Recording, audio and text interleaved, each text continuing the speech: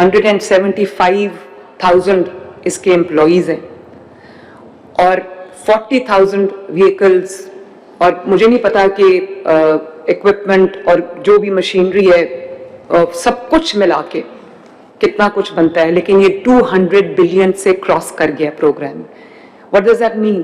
कभी किसी गवर्नमेंट ने, शहबाज शरीफ साहब ने बड़ा अच्छा शुरू किया था लाहौर के लिए, लाहौर वेस्ट मैनेजमेंट कंपनी, लेकिन अनफॉर्चुनेटली वो पूरे पंजाब तक नहीं जा सकी।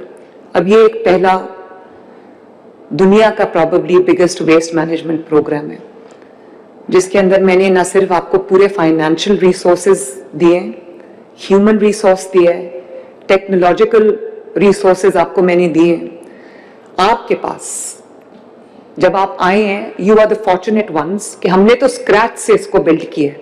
आप फॉर्चुनेट हैं कि आपके पास एक पूरा प्लेटफॉर्म है, आपके पास एक पूरा स्ट्रक्चर है, आपके पास एक पूरा रिसोर्सेज का पूल है, आपके पास पूरी HR मौजूद है, आपके पास पूरा सेटअप मौजूद है, आपके पास टेक्नोलॉजी मौजूद है।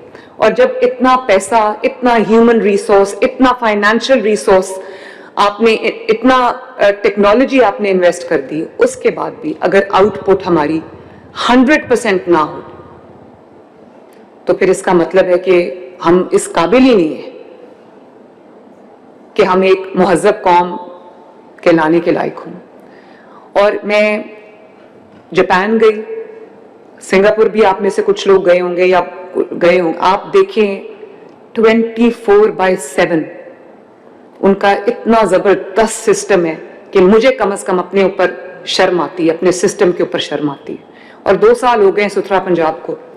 मेरे नज़र में सुथरा पंजाब की वो परफॉर्मेंस नहीं है जो होनी चाहिए।